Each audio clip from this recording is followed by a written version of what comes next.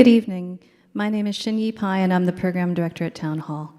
On behalf of the staff at Town Hall Seattle, the Wing Luke Museum, and the International Examiner, it's my pleasure to welcome you to tonight's performance with No No Boy. As we get underway, I would like to acknowledge our institution stands on the unceded traditional territory of the Coast Salish people, particularly the Duwamish. We thank them for our continuing use of the natural resources of their ancestral homeland. We're so glad to have you join us tonight. Tonight's event will include taking questions from the audience. To submit your questions for the Q&A portion of the event, please enter meet.ps/nonoboy or scan the QR code right now on the screen. There will be a QR code with your smartphone. We'll drop this link in the chat and remind folks where to go when we get to Q&A. We can't guarantee that we'll be able to address every question, but we will try to get to as many as possible. You can help us by keeping your own question concise. And for those of you at home who would like to view the program with closed captions, click the CC button in the bottom right corner of the video player. Town Hall is adding new events and podcasts every day. Upcoming events include Bushwick Book Club's tribute to Frank Herbert's Dune tomorrow night, and our second Global Rhythms concert of the year on December 4th with Homayun Saki, a master of the Afghan rubab. And next week, Asian American Studies scholar Erin Gui Nin will join us on November 18th to chat about her new book, Passing for Perfect, College Imposters and Other Model Minorities, a brilliant book that asks questions of why the model minority identity persists. Visit our website to join our email list and get the latest updates as more programs are added throughout the season. Town Hall's work is made possible through your support and the support of our sponsors. As part of our Arts and Culture series, this event is supported by For Culture, Arts Fund, City of Seattle Arts and Culture, and Washington State Arts Commission. Town Hall is also a member-supported organization, so I'd like to thank all of our members who are joining us. If you share in Town Hall's goal of a community energized and empowered by considering questions of politics, science, and culture, please consider supporting us by becoming a member. You'll find membership information on our website. Julian Saporiti is a Vietnamese-American songwriter and scholar born in Nashville, Tennessee. His multimedia work, No No Boy, has transformed his doctoral research on Asian American history into concerts, albums, and films, which have reached a broad and diverse public audience by using art to dive into highly divisive issues such as race, refugees, and immigration. Saporiti aims to allow audience members to sit with complications as music and visuals open doorways to difficult histories. Julian holds degrees from Berklee College of Music, University of Wyoming, and Brown University, and has been commissioned by cultural institutions such as Lincoln Center, the LA Philharmonic, the National Parks, and Carnegie Hall. His latest album, 1975, was released by Smithsonian Folkways earlier this year. Please join me in welcoming No No Boy.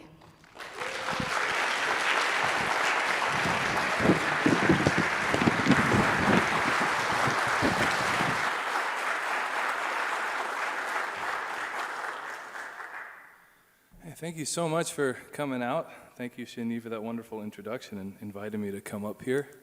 I was about to say we're going to have a fun night tonight. It's not the funnest concert. You'll figure that out.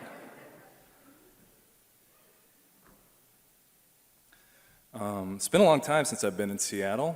I used to play up here when I was in a rock band decades ago now. This is by far the nicest venue I've been in as a performer or audience member. So.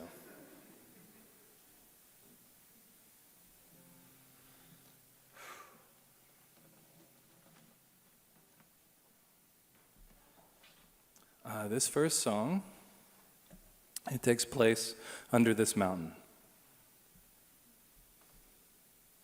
So back in 1942, a friend of mine named Joy Teraoka, she joined a band called the Georgie-Gawa Orchestra. I lived in Wyoming, where this mountain is, for a long time, and this is a very important story to me. One, because Joy is like family to me, and two, this band, the Georgie-Gawa Orchestra, I saw a picture of them, this black and white photo, and it was the first time I ever saw Asian American people playing jazz, and I had gone to jazz college for my undergrad, and took all these history courses, and never saw myself. So black and white pictures, they can be very important, and this song's for Joy. It's called The Best Goddamn Band in Wyoming.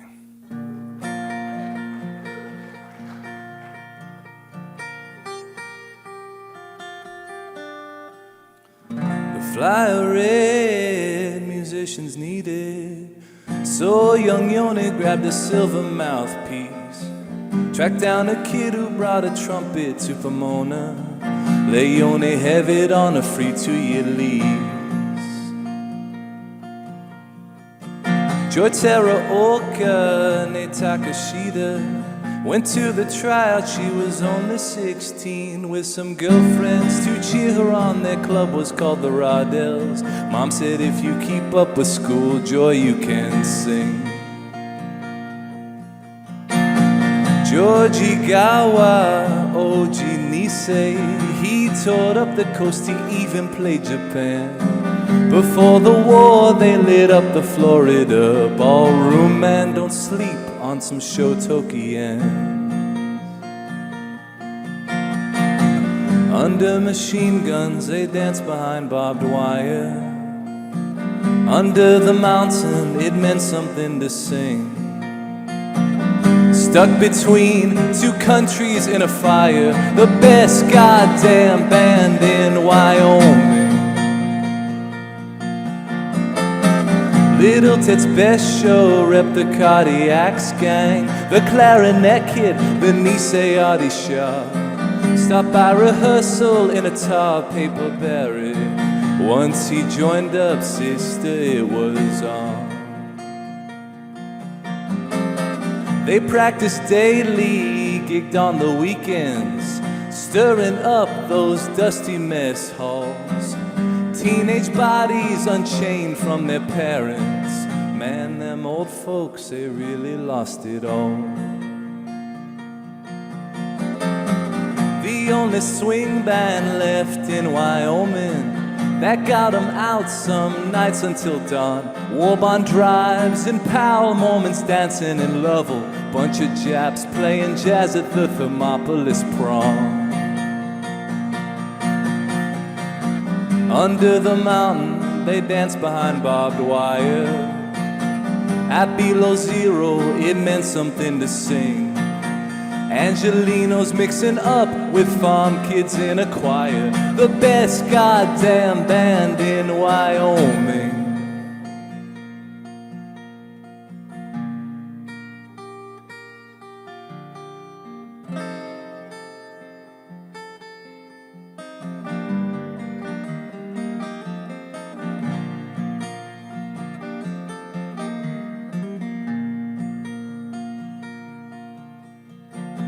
Georgie Gawa, he split for Chicago with Kamiko in the fall of 44. They left the band to Tets.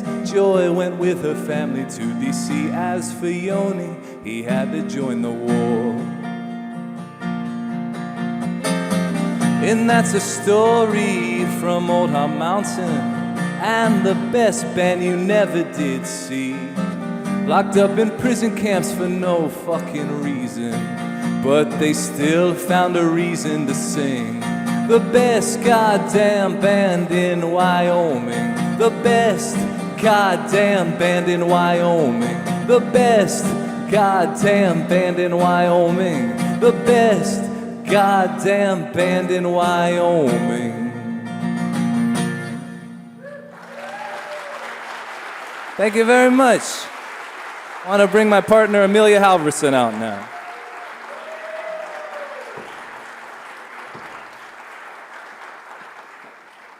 Thank you so much. So, you know, I think a lot about how my friend Joy got to Wyoming from LA. I think a lot about geography. So just to let you know, tonight is going to be, for those of you who like music, a concert, and for those of you who like a history lesson, also that. So like a Vietnamese wedding, it's a win-win situation that we have going on here. So I think about place, going to these places. The name of this project is taken from a book written about the place we're in now, Town Hall. No, boy. That's what. Yeah. So how did Joy and George and Yone and these Japanese Americans get to Wyoming from San Francisco and LA? And then I think about the Philippines. And I think about a picture like the one behind me, and I think about the year 1898. And I think about why we don't center my field. I'm a professor when I'm not a folk singer. Why we don't center our classes on the Philippines. Like, we do the Chinese railroad miners stuff, we do the Japanese-American incarceration, obviously foundational to the study of Asians in America, but there's Filipinos coming to the South, where I'm from, before America even declares independence. There's Filipinos who wash up with the Spanish on Morro Bay in California in the 1500s. And through that Spanish galleon trade, that's how the first Asians come to the Americas. And so when you think about World War II, you have to think about it. Well, you don't have to do anything. You can do whatever you want. You can sleep through what I'm talking about right now. But I like to think about it through empire, through American empire, in a long string of Western empires in Asia, about Hawaii. Hawaii is very far away from where we are. Why would the Japanese coming to Hawaii be any concern of ours or the Philippines? Oh, well, that's because we had our own colony in the Philippines. So this next song, it's based a lot out of one of my friend Diego's research, another PhD student I went to Brown with, and it's called Give Me Chills. It's just sort of a laundry list of proper nouns. A student once described it as an effed up love letter to the Philippines.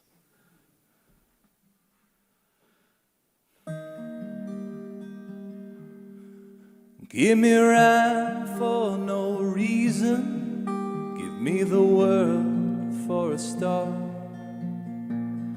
Give me all the treason you might carry in your heart. Give me life fantastic, get me over the hill, until the day I go, give me chill. Give me seas of blue waves tangled round my hand. Give me sand and soft shoes, evenings with the band. Sing me songs so classic, like cherry cola thrills. Lips on glass, not plastic, I know you will. Give me trial without jury, give me Imelda Marcos' shoes. Give me another century to make it up to you. Hear of the Sangley Rebellion, some say 20,000 killed. 16 and 03, give me chill. Give me Dewey in Manila, give me the pearl of the Orient, give me the USS Olympia, 9 ships heaven sent. Skype me Christmas Eve from Doha, toast me New Year's from Crown Hill. And if we never get back home, give me chill.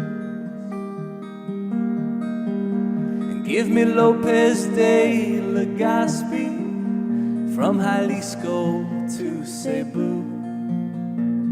Make me your religion, I'll watch over you.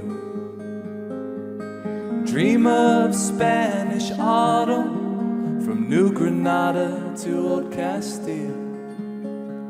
And over all them miles, give me chill. Give me rhyme for no reason, give me a ballad by on box. Give me Coca-Cola, Chuck Taylors and an Apple Watch. Give me your Asian manhood, Give me Duterte's sober will, black flags in Marawi, give me chills.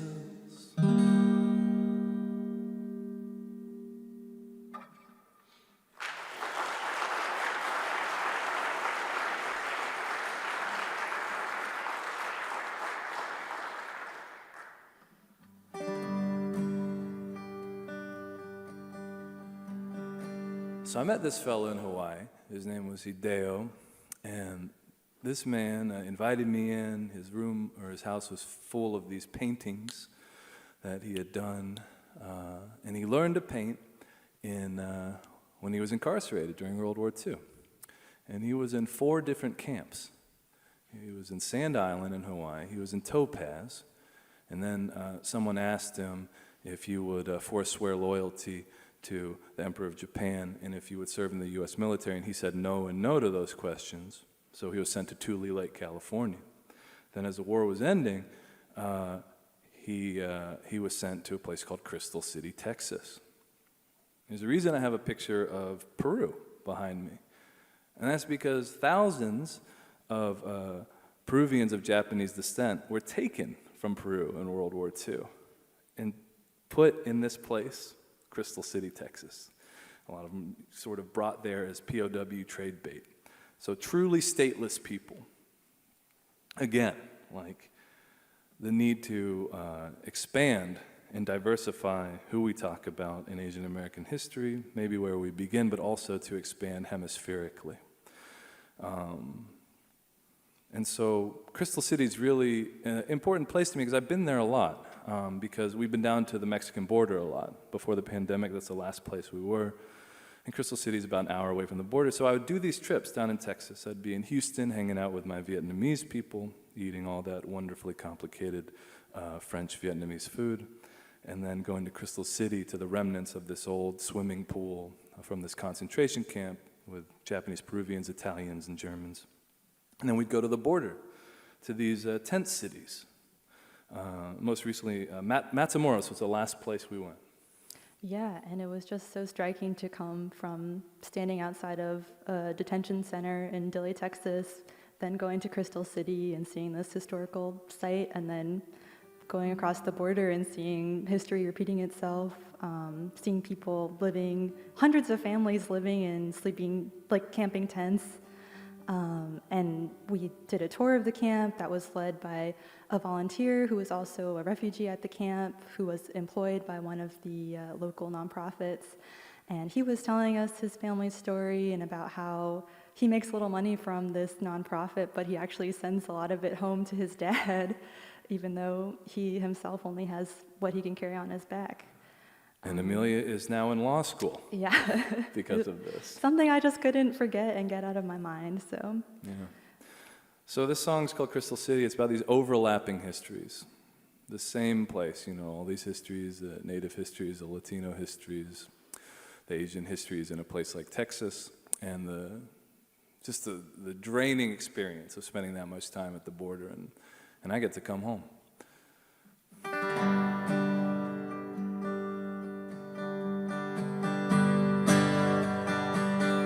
I'm going down to Crystal City, and I think of Hideo-san in the sun, strumming his mandolin. Roman border towns, find a place called Dilley, drink some margaritas down, watching history go round and round. This round's on me tonight, boys, this round's on me tonight. Us three will be alright.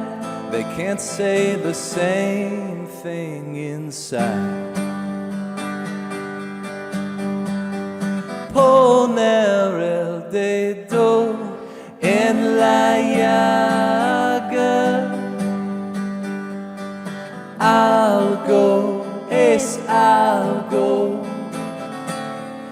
menos es nada. I'm going down to Crystal City, where Nancy told me that 2 girls drowned. Pretty young ghosts cross a border for a cage. Pay attention to your ghost if you want to know a better age. Poner el dedo en la llaga. Algo es algo, menos es nada.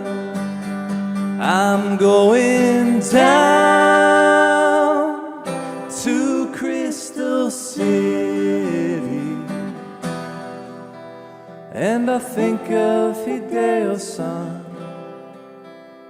in the sun, strumming his mandolin.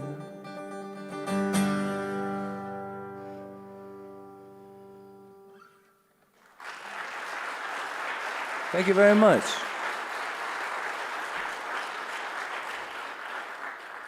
So I was teaching a class called No No Boy, because he's a very unoriginal person.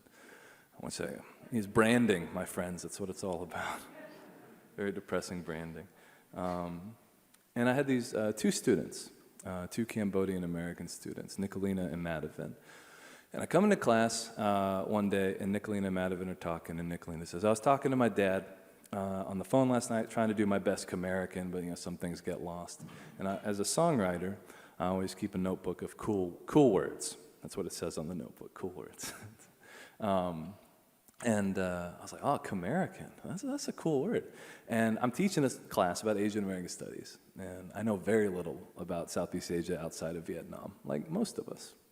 I wasn't even aware before working with these 2 young women and them spurring me on to learn more about where they come from through their projects about, for instance, how while a lot of East Asian people in the United States make more than white people do on average, a lot of Cambodians, and Hmong people get stuck in like hyper ghettos and are way lower down on the economic food chain. The most important thing that these young women gave me was this song, because I told them, I was like, oh, Camerica, what does that mean? Madhavan looks at me like I'm an idiot and says, it's like Spanglish. It's like, Khmer in English. Like, how do you not know this? You're teaching this class. And I said, that's a cool song title. And they said, yeah, write it. Semester goes along.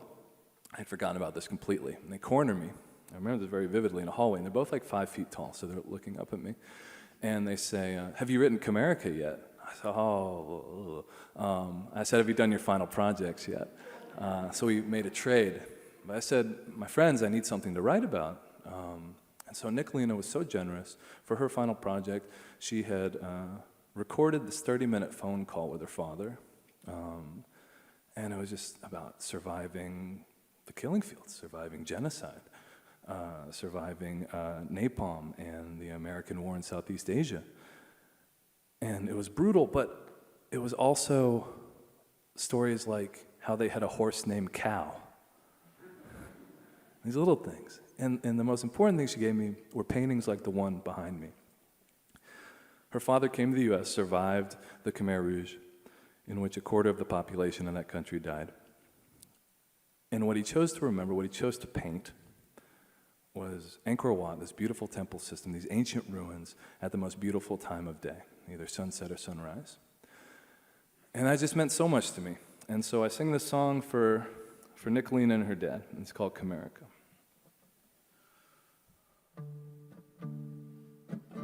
Some nights I'm a tourist to my kind. Landscape caught within a frame, a glimpse of another side. Call you in my best Camerican. painter, pick up your round brush and fill the details in. Be my eyes, be my eyes. Cracked paint, a place enchanted, the colors of your life. See 'em bathed in gold and umber, and you who survive. Be my eyes, be my eyes. Some kids move because their parents take new jobs.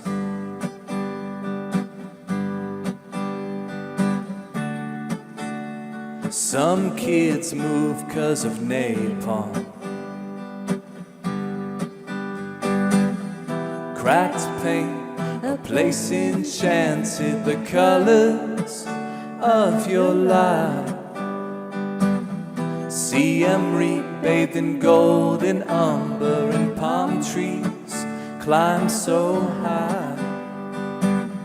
Sunsets playing on the temple, and you who survive.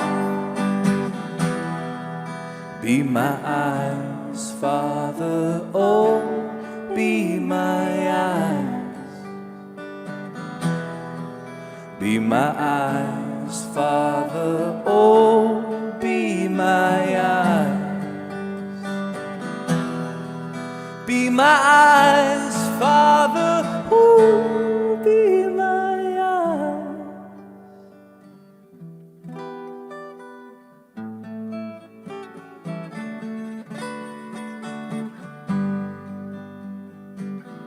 I can play the old music, we can dance to all the old songs, but I'll never walk with you through it. What a cruel, cruel task to belong. Yeah, you said the moon ain't sitting right when you wanted to marry Mom. Be my eyes, Father, oh, be my eyes. Be my eyes, Father, oh, be my eyes. Be my eyes, Father, oh, be my eyes.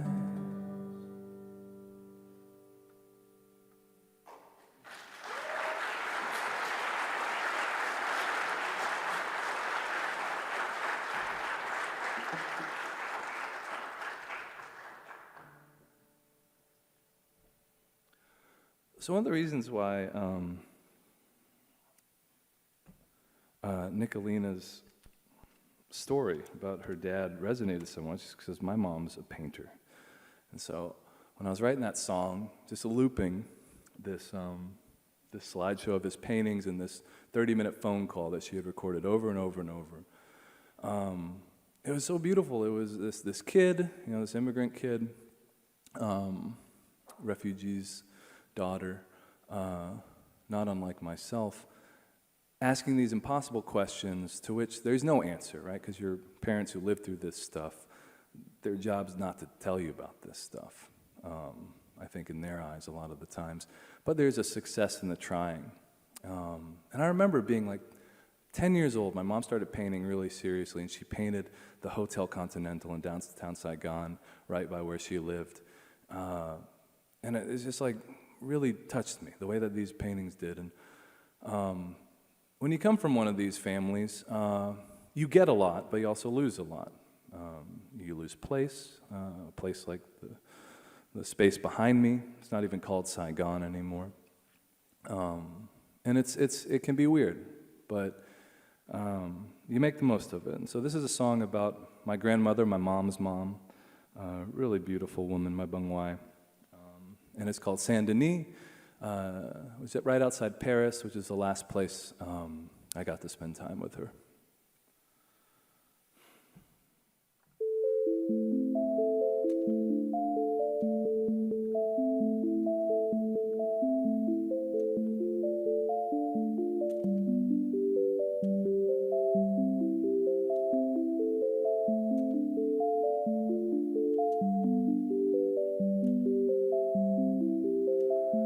The soft language barrier,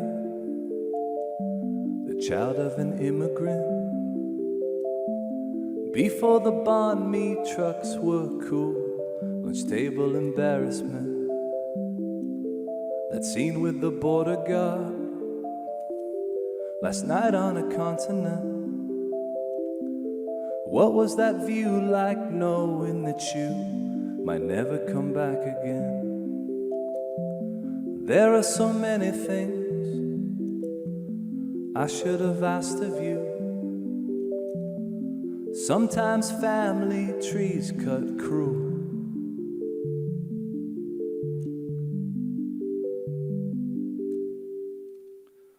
What did you make of Tennessee? 1988, all covered in snow. The winter my little brother was born, we carried him up the hill to our home. I wish I had taken French a little more seriously. I remember singing to you when you were dying in Saint Denis. And there are so many things I should have asked you then. Sometimes songs don't get a nice end.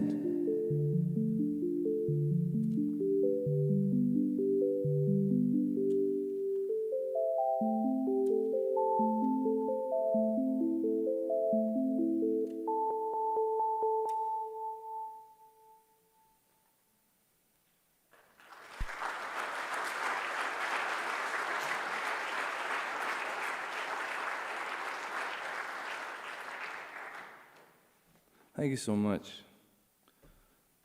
Ask your grandparents, if they're still around, what their life was like. And if you are a grandparent, ask yourself what your life has been like and then write it down. It's important. This next song is one of the few songs I've written to a series of visuals. Most of the time, I write a song about a history or an oral history someone tells me, and then go back through all my archives that I've been studying as a grad student and then put the visuals to the song. In this case, there was this picture of a kid in a Ramones t-shirt that I loved so much. Because like that band in Wyoming, the WWII band, seeing a picture of them, seeing a punk rock Chinese kid in the 80s, captured in black and white, I was like, where have you been all my life? That was me. Just 2 decades later in Nashville, Tennessee, being my hardcore scenester self. And yeah, it meant the world to me, and so I just took this beautiful set of photographs by this guy named Bud, who took it for the Museum of Chinese in America back in the 80s, documenting people going on, a fourth generation Chinese-American, pushing fifth at that point in time, and the evolving kind of Chinatown, the contested borders of Little Italy, that exists there. And yeah, so this is all Bud's photographs, just all the streets and the names are directly ripped off of his captions. He likes the song, so I don't feel bad.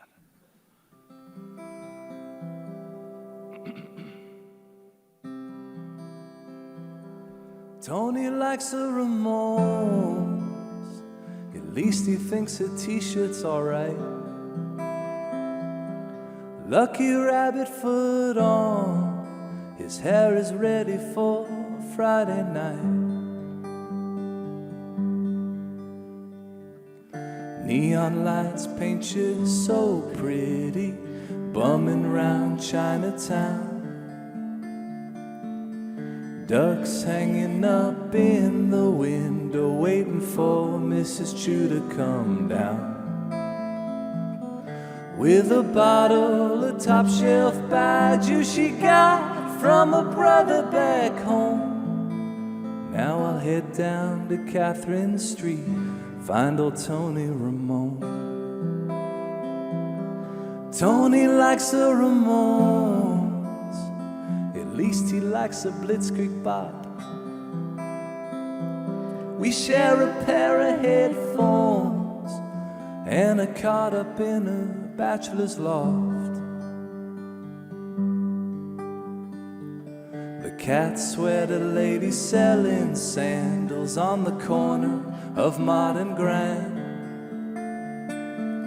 Her friend is bundled up like a child behind her, ray gun in hand. The fishmongers down on Henry perfume themselves a cigarette smoke. Now I'll head down to Catherine Street, find old Tony Ramone.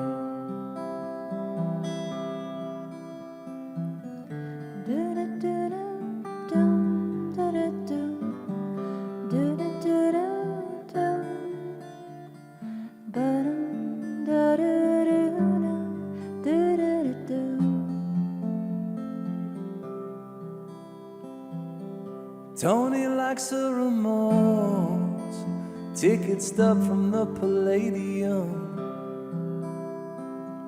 His sister missed the show, back to Queens on the F train alone.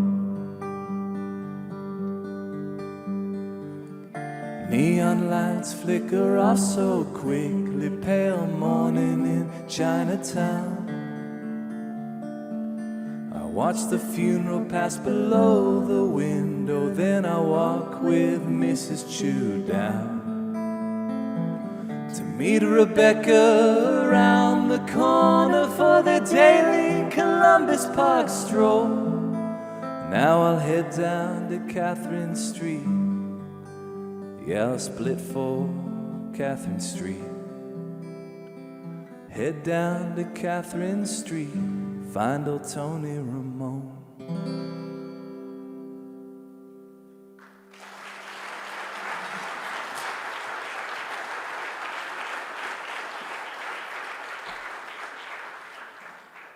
Thank you so much. I wrote this next song this is one of the first, I've been researching, I've been a grad student forever now. I gotta hand in my dissertation, but I need that health care. I gotta figure out how to get health care without a PhD.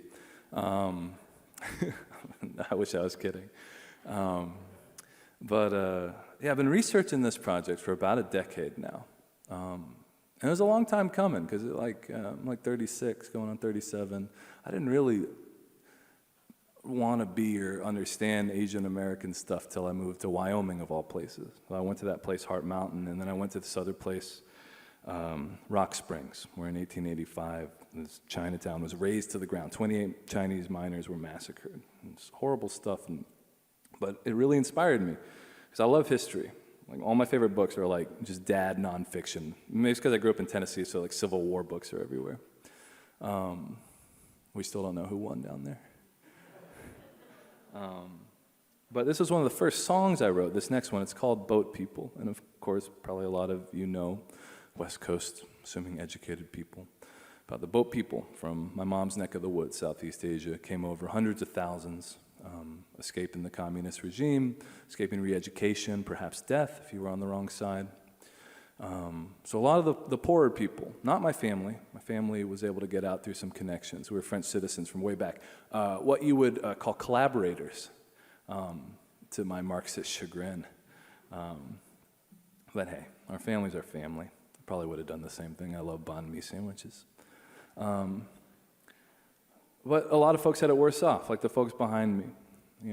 250 people in these rickety little fishing boats. Half of them don't even make it. There's all these bones at the bottom of the South China Sea. A lot of them do. Maybe some of you were on one of those boats.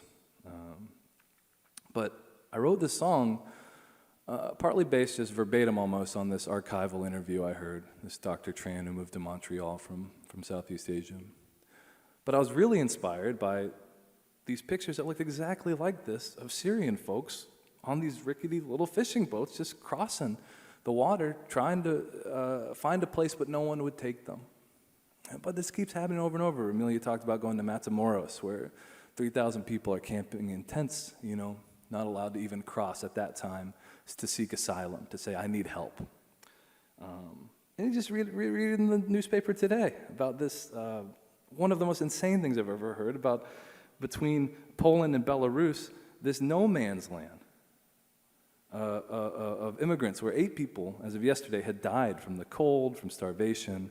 The media is not allowed in. These migrants who are allowed into Belarus on visas basically, and then shuffled to the border, basically being used as pawns, Western Europe not letting them in for many political reasons. And again, all these people, like the folks behind me, just trying to go somewhere. It's devastating. It's just over and over, it's devastating. So,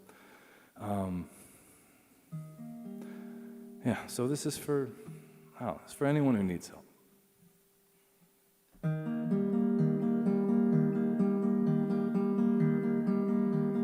40 years ago, the doctor left on a boat. He'd never seen the snow or felt it in his hand. Sail until you see dry land. I can't get off the news, I can't get off my floor. The good folks go inside when we need you most. What do prayers do behind locked doors? Twan went back to rebuild, only to watch Saigon fall. Now he climbs a Mont Royal, he makes a life in Montreal. Donated winter coats and Barbie dolls.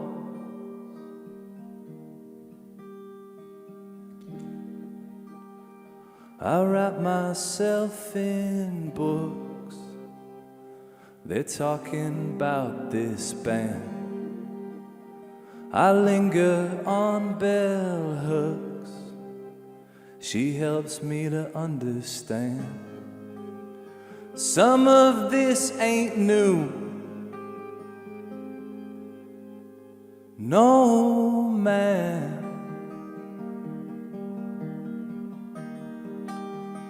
14 hours by car,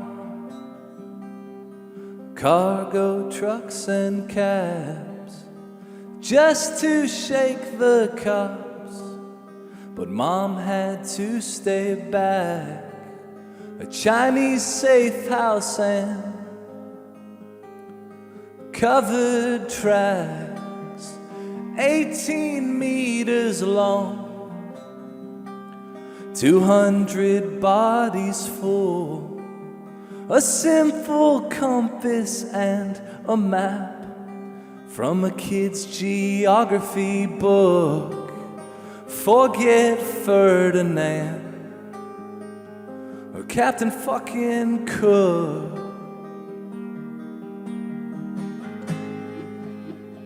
Bodies bobbing in a rough South China Sea.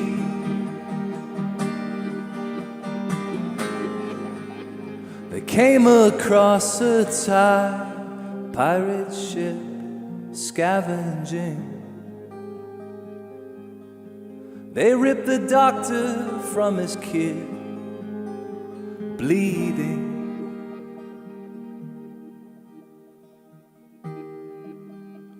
And I was undergun, then tossed into the water. He swam back to his son, held tight to his daughter, drifting through the night.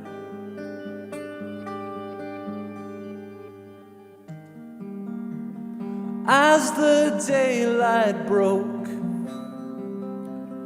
mountain in the dawn, off the Malaysian coast, sweet Pulau Bidong.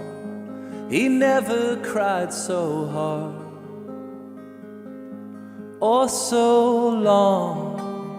I can't get off this news, I can't get off my phone.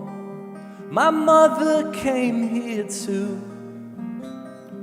and that was 40 years ago. So if you see somebody's cold, you give them a cold.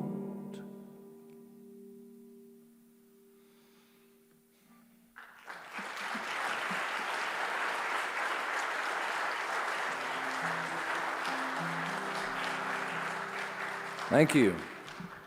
I warned you, this is a bummer of a concert. I'm going to do one more without my better half, and then she will come save the last two songs of the set. Can't thank everyone again, Shinyi and Town Hall, for having me. It's really a miraculous place. Yeah. And the programming you put on, I'm envious of, down south in Portland. Where there's nothing but Pal's books. Just kidding. I like it there a lot. There's less Amazon. I wrote this next song. This was another one of those, don't watch the news, you'll end up writing too many songs kind of things. But those repercussions of history, you know, that Crystal City internment camp, right next to Dilley, Texas, and the largest family detention center in the United States today. Same mechanisms at play, same barbed wire. If you look at it from the road, it's like you're back in the 40s. You know, those folks stuck in no man's land between Belarus and Poland today, those Syrians on the boat, those boat people back in 1975. I'm a historian, so I'm big on specificity, but sometimes you can't help but go crazy at these echoes. And I wrote this song after we pulled out of Afghanistan so abruptly, and I was talking to a friend of mine named Harry, lives in Wyoming, a great man, taught me a lot. Looks like Ernest Hemingway, but more handsome and probably less of a dick. And he was just telling me, man, it's just, he was talking to a lot of his other vet friends, and I felt betrayed. Felt like, what were we over there for? And I thought about the vets in my life and how complicated that is for myself, starting with my father and some friends of mine, and this is a song for them. It's called Another Headstone in the Graveyard of Empires.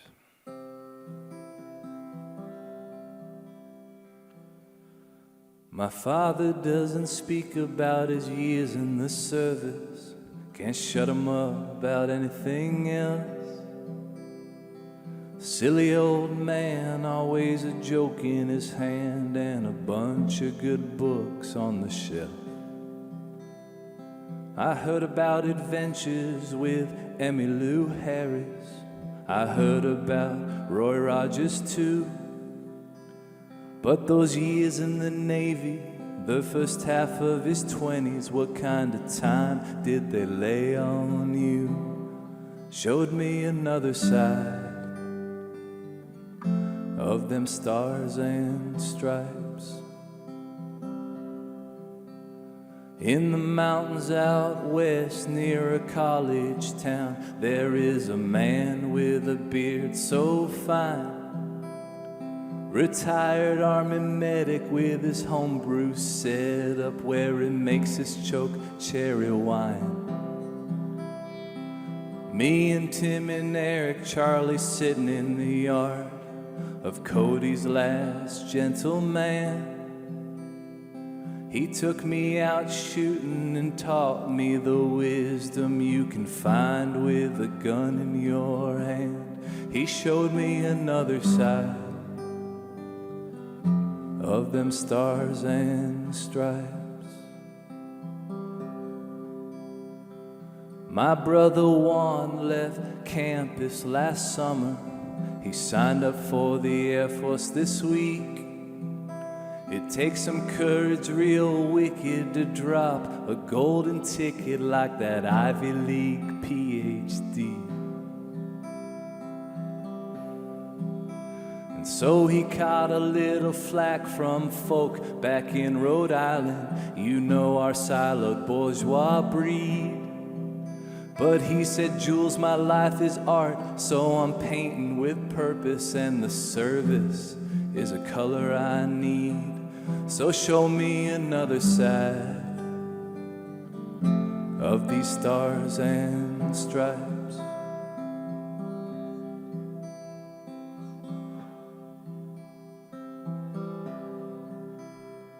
My Saigon blood runs oxbow and boiling, watching Afghanistan fall. 20 years of soldiers, if they ain't dead, wondering, man, did they just waste us all? So Joe and Jane Dogface keep answering the call, too patriotic for our own good, while the DC suits hang their heads for a day in a lodge in the Maryland woods. Show me another side of them stars and stripes. It's one more headstone in the graveyard of empires.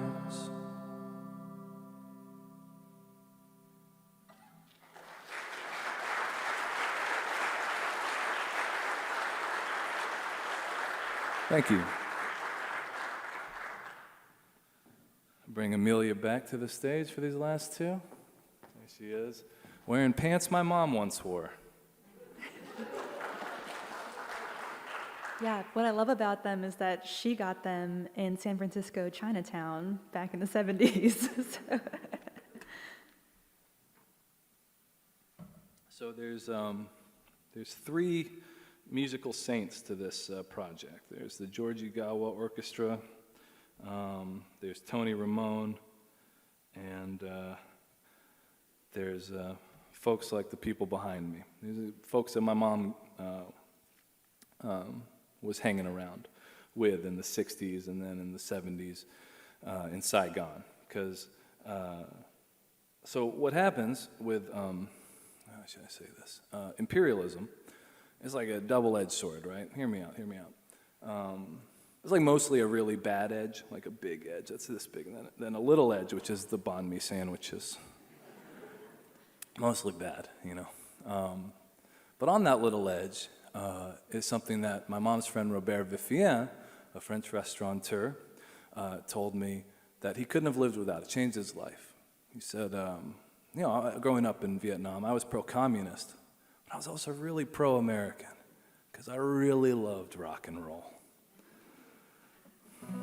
And, you know, a lot of times we kind of like are playing, at least where I have been the last few years, grad students in ethnic studies, like the Oppression Olympics, and trying to collect marginalizations and, you know, all this suffering and stuff, and teach that. It's important to do.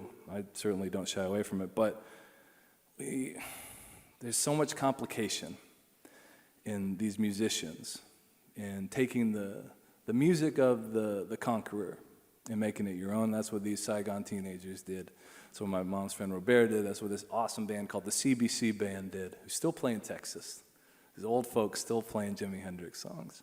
And this is a tribute to them and this gig that they had many, many years ago where they started this song, Purple Haze, and a bomb went off.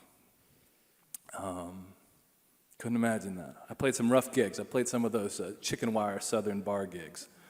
They're tough, but nothing like that. So for all those people who I can't imagine playing music under empire, this is called the Imperial Twist.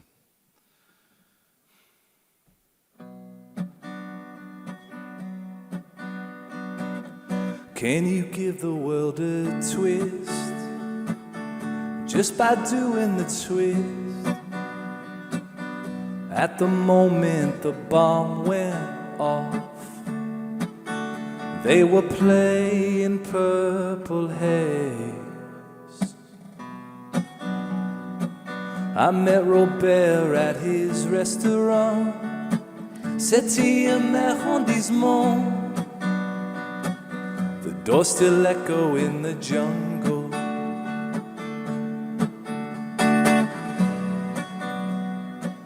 He said your mother brought back 45s from Paris in '65, and we learned them note for note. Some broken English Rolling Stones, Fenders, girls, and dope. America provides. Oh, oh, oh, Saigon teens. Oh, oh, oh, Saigon teens.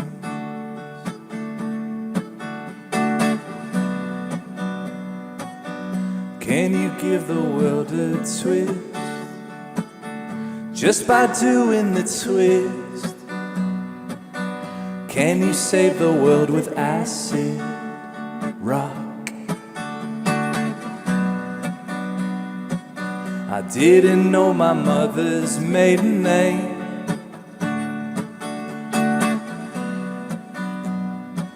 That time in Texas when we was detained. And I've been back to old Saigon, but how much of you is lost when they change your name? Oh, oh, Saigon teens. Oh, oh, Saigon teens. Oh, oh, oh, Saigon teens. Oh, oh, Saigon teens. And it was half a world away. The band got back on stage for decades to the day. Purple haze.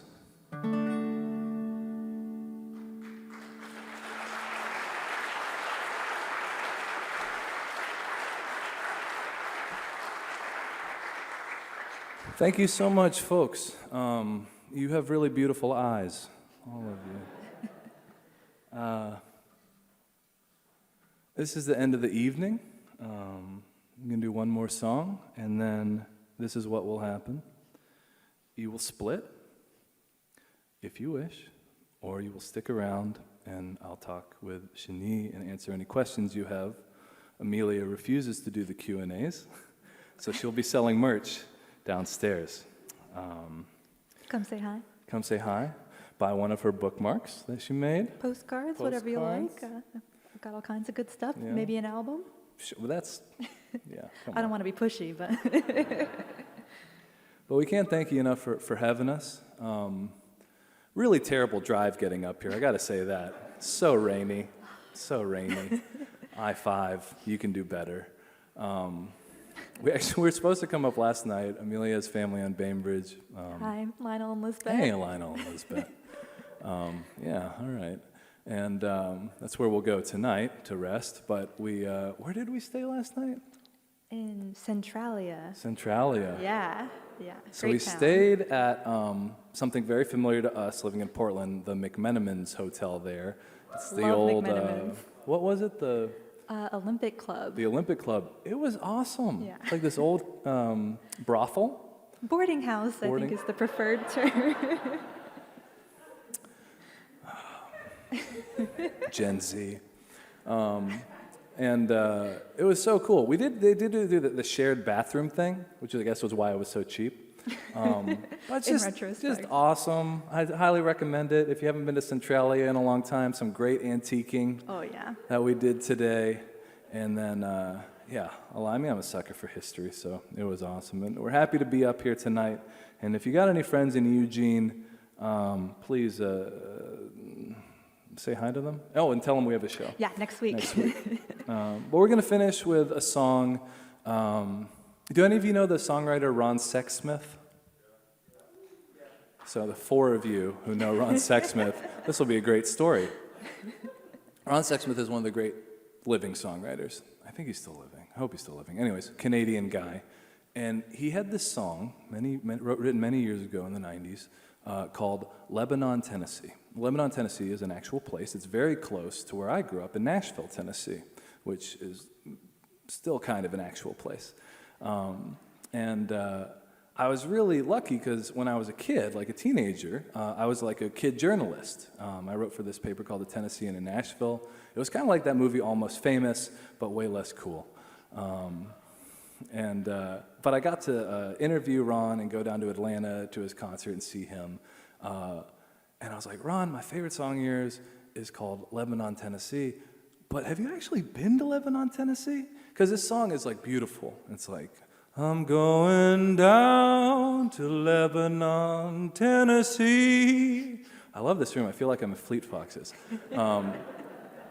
It's just one of my favorite songs. But Lebanon, Tennessee, I don't know how it is now, but it was just a terrible place when I was growing up. It was like nothing happening, just like not cool, not too bad. If any of you are from Lebanon, Tennessee, I see why you moved. So I asked Ron, like, where did you even hear of this place? And he's like, well, I was a bike courier in Toronto. And I was like, of course you were. That's the best job for a songwriter in the history of the world. And I got this parcel. He said parcel. I don't say parcel. I say package. He said, I got this parcel, and the return address was Lebanon, Tennessee. And I thought, that's got to be the most beautiful place in the world. And I said, have you visited since? He's like, oh, yeah, it's terrible. This is kind of my Lebanon, Tennessee. This next song is called Little Saigon that we'll close with. And there are actual Little Saigons. You sort of have one here. At least there's a bunch of pho restaurants in a concentrated area. But I didn't grow up with a Little Saigon. In Nashville, the only real Vietnamese interactions I had was, as Amelia embroidered on my jacket here, I would go, where is it? Right there. I would go play on the rice bags at the Vietnamese Chinese grocery store, the one that we had with a girl named Lily. And that was it. And that was the only Vietnamese kid I know growing up. And I did that every Friday when my mom would go to buy crabs. And I always wondered what it would be like to fit in, growing up in the 80s and 90s in Tennessee. And this is my Lebanon, Tennessee. It's about a place that doesn't really exist, but at least there's a song about it.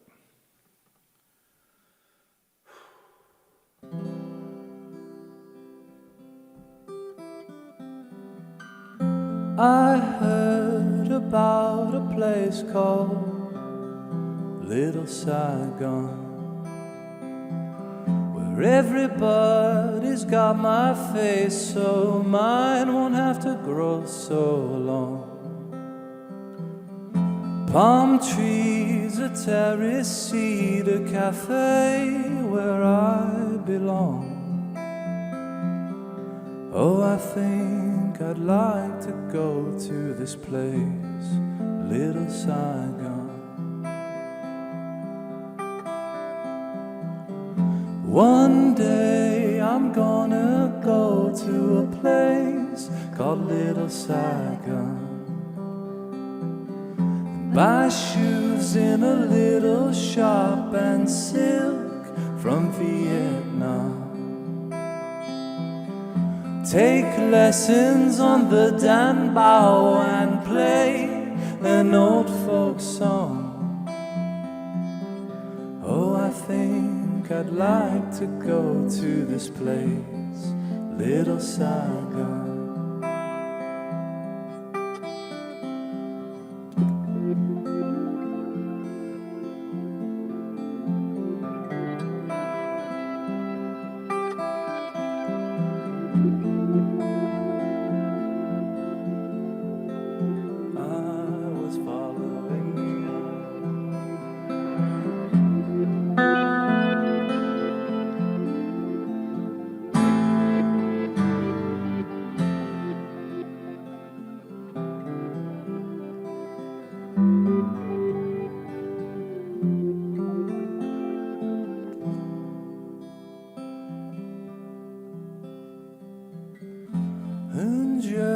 Je vais aller à Little Saigon. J'enverrai un une lettre en français à ma maman. C'est pas Saigon, maman, mais je serai content longtemps. Oh, un jour, je voudrais aller à Little Saigon. One day I'm gonna go to a place called Little Saigon. Listen to the CBC band loud with my headphones on. Walk around the indoor mall Where the language sounds like song. Oh, I think I'd like to go to this place, Little Saigon. Oh, I think I'd like to go to this place, Little Saigon.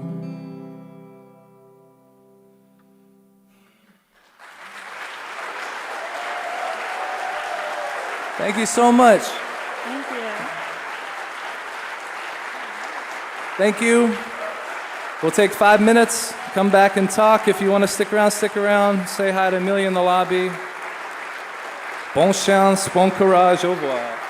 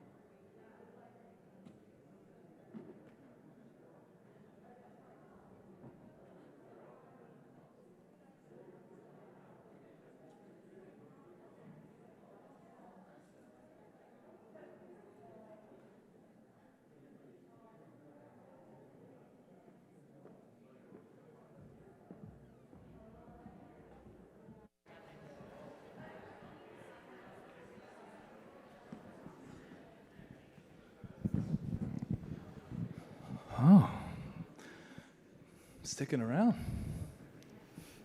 Thank you for those extraordinary songs. So we have quite a few questions asking about the kind of various versions of who are your musical influences. So there's stuff like, who are your musical influences? Who are some of the lyricists that you kind of take cues from? And are there Asian American musicians that you're particularly excited about? I think the model for this kind of thing is when I heard this song called "With God on Our Side" by Bob Dylan when I was a teenager. It's a revisionist history with this incredible refrain. And my dad played it for me, and he was dropping me off at school, and I stayed in the car like 3 minutes just to hear the end of it. And yeah, that like changed my life. I think other stuff like Rage Against the Machine, not quite the same tonality as this concert, but that was really influential as a high schooler. I'm a Beatles kid, just like my dad's record collection, my mom's record collection, but also a musical historian, so like everything is mixed up in there. Asian American musicians, yeah, the Georgie Gawa Orchestra, CBC Band. There's so many great ones today. Whenever Asian American Month is, I remember I was on this like a billion playlists with other Asian American musicians, so I would just say, go find one of those on Spotify. There's so many great people making awesome music, and there always has been. Just, you know, for whatever reason, people are listening now. How do you see your music connecting with the rich tradition of Vietnamese folk music? Very little. Very little. I don't know much. I mean, my favorite instrument besides the cello maybe is the Dan Bao. It's this kind of monochord, almost like has a slide guitar thing. You play it in harmonics, if that means anything to you musicians, and you just bend the pitch with a stick. And I was transfixed the one time I got to go to Vietnam, but I know very little about Vietnamese music except for what I've read and studied in ethnomusicology class. I'd love to know a bit about how you went from Berkeley to more academic pursuits. What sort of catalyzed that intellectual shift for you?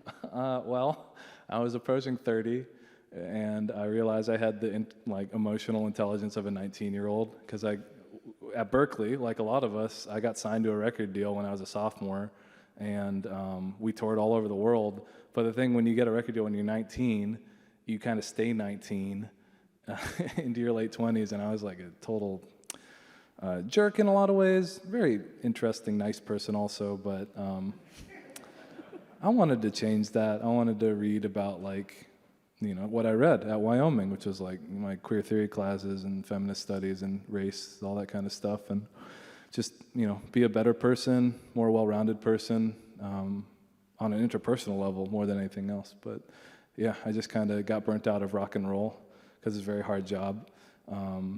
After it's a very cool job, it becomes a very hard job. And academia seemed cool, but now I'm somehow wound up back here playing music again.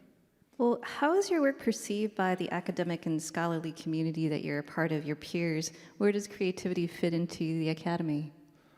Oh, I don't know. I mean, that's kind of up to my colleagues to decide, I suppose. I mean, I'm purposely putting, like, you can buy chapter 3 of the dissertation on vinyl downstairs.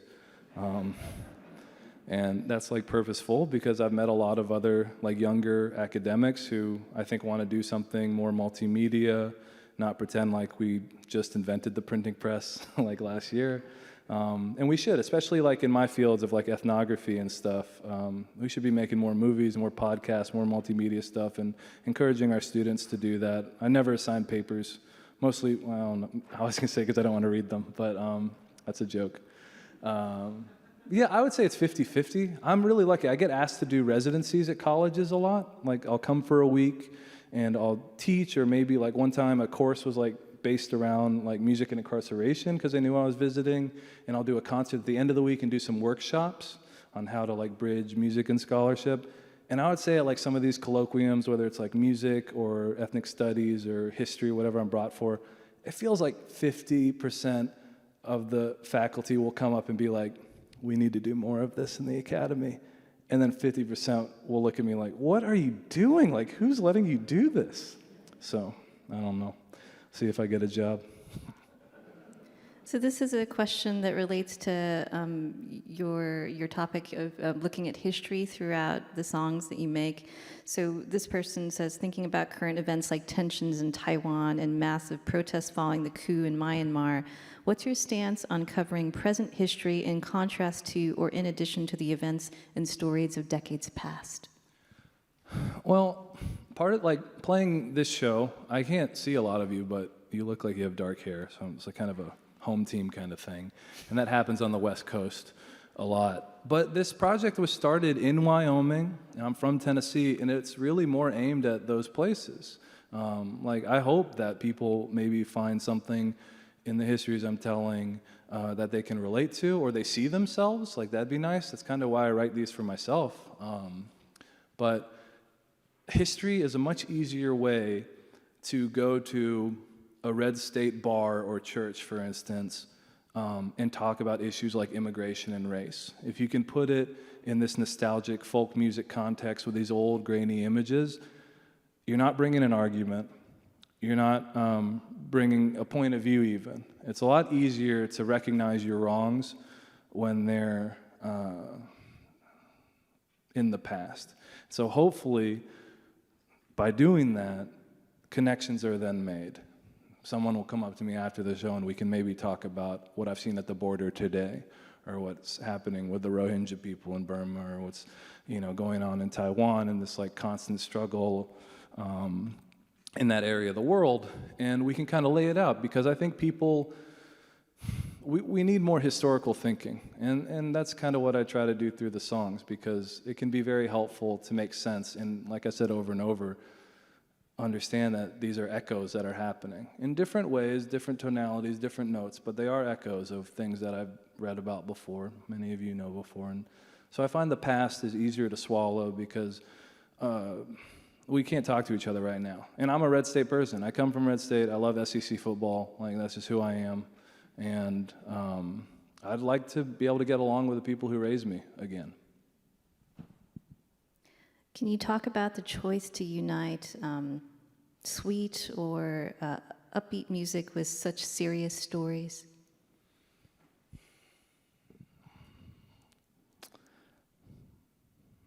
Yeah, that's a great point.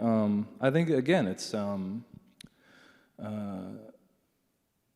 a way to just like come to the table, offering something that might be perceived to most of us as beautiful or listenable or palatable. And if you come with the melody and you go into the lyrics a little bit, or the juxtapositions of the images behind me sometimes, maybe they'll take you somewhere. I'm not trying to do anything particularly dramatic with this kind of music, just sort of some reporting and some historian work and stuff. We probably have about time for one question, and this is one that I had thought a little bit about in listening to your song, American. There was so much tenderness, I think, in hearing about your student who was, interviewing their father, and then hearing a little bit about your relationship to your mother as a painter. Just would love to hear about that connection for second-generation children or children of the diaspora with their immigrant parents, and that influence your own relationship to your mother. Yeah, that song was, teaching has really been a huge breakthrough, because whenever I've taught an Intro to Asian American Studies course, either like at Brown or Colorado College where I've taught in the past, it's really self-selecting. You get a lot of like second-gen immigrant kids who just like are kind of starved for some of this material. And working through some of that with them has been really beneficial to me, because like I said, didn't really want to confront any Asianness about myself growing up in Tennessee until my late 20s. And so, yeah, that was like such a gift that Nicolina gave me. This story that I allowed, like seeing her with her painter father from Southeast Asia, choosing to paint the beautiful things that she remembers, or that he remembered, gave me such a great parallel and appreciation for my mother, because a lot of times your mother's the hardest person to appreciate in the world. And that was really lovely. And this project has done a lot for her and I conversing about family history, and same thing with my aunt, and that kind of stuff. So, yeah. Well, thank you so much for joining us this evening and sharing your songs with us, Julian. Yeah. Thanks everybody for coming. Appreciate you.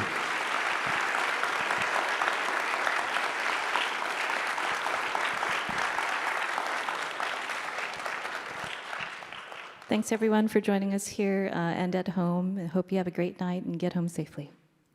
Bye.